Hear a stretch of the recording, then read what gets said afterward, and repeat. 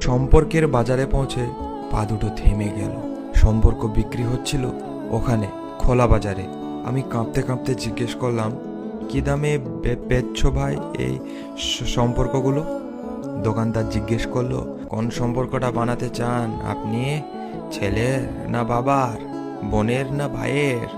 বলুন আপনি কোনটা চান, মানবতার না ভালোবাসার, মায়ের না বিশ্বাসের? বাবুজি কিছু তো বলুন, কোনটি নিতে চান? চুপচাপ দাঁড়িয়ে কেন? ঠিক ভেবে বলুন। ভয়ে ভয়ে বললাম, বন্ধুর। দোকানদার ভিজে চোখে বলল, দুনিয়াটা এই সম্পর্কেই তো টিকে আছে। তবে মাফ করবেন বাবুজি, এই সম্পর্কটা বিক্রির জন্য নয়। এর কোনো দাম দিতে পারবেন না।